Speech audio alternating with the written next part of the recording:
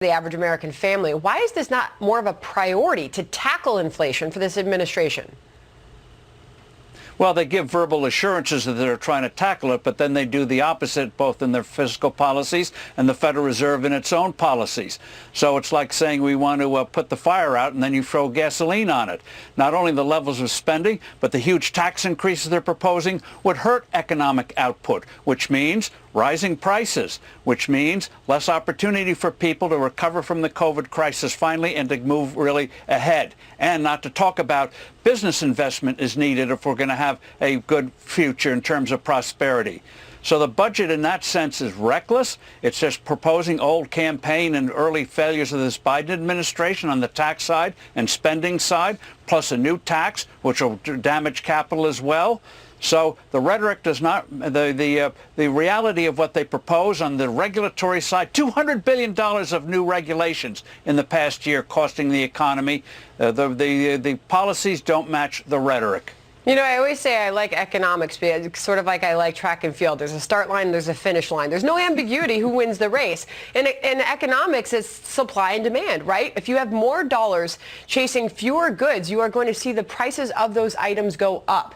So if you're talking about implementing more government spending, shouldn't it be obvious to everyone that that is the root of the problem? And now you've got multiple Obama economic advisors. Okay, former Obama economic advisors. Steve Ratner, Larry Summers, Jason Furman, they have all acknowledged that government spending is leading to this historic inflation.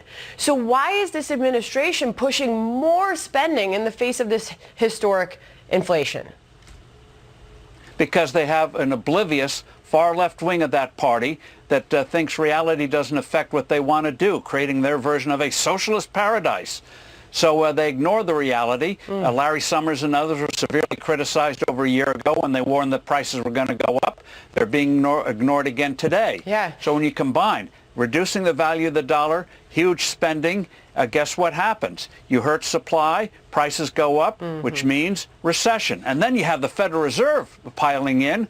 They don't know how to fight inflation without slowing down the economy. This is a potentially lethal combination, the likes of which we haven't seen since the 1970s. Well, if they're not going to listen... Stagnation and rising prices. You said it, the stagnation word, the big S word. So we'll see what the forecast is. We're going to talk to the economic advisor of the president next hour. But we'll see if they're going to listen to Steve Forbes. If they're not going to listen to Larry Summers, maybe they'll listen to you, because this is a chunk of your new piece. I believe you just put it out there a few moments ago.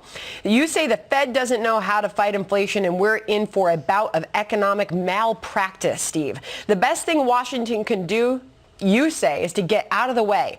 The free market will eventually sort out the disruptions brought on by those lockdowns.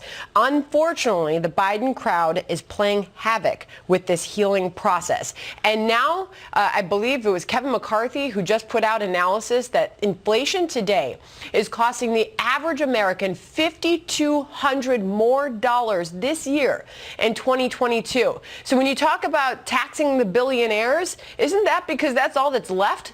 The hardworking Americans are already being taxed in the form of inflation. Here's Larry Kudlow on that. It's also a pro-inflation budget because deficit spending goes on forever. And that will put great pressure on the Federal Reserve to finance it with exorbitant money creation, which is exactly the combo that generated the Biden inflation crisis in the first place. And that is backed up by our friends at the Wall Street Journal. They detail how inflation raises your taxes, saying inflation not only taxes away earnings and savings, it also amplifies a host of other taxes Americans pay. Homeowners can also expect to face higher insurance premiums on their inflated home values. Largely unnoticed, higher grocery and restaurant bills also cause higher state and local sales tax collections, since such taxes are levied as a percentage of what consumers pay. This is really hurting the very people this administration says that they're out to help. Well, so much for the president's promise. If you make under $400,000 a year, your taxes are not going up.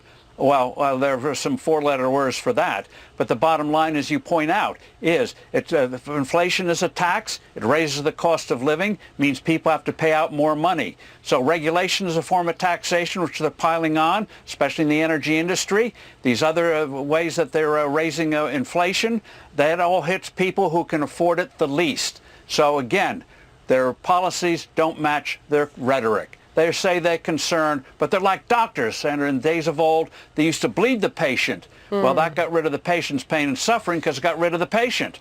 They're doing the same thing to the economy today. Well, your solution's pretty easy. You're telling Washington just to get out of the way because they're making the problem worse. And if you're somebody who believes that private enterprise can allocate funds and spend money better than the federal government, then they would certainly be a fan of your solution. Thank you very much for joining us. Steve Forbes. Thank you. And by the way, as I mentioned, Brian Deese will be coming.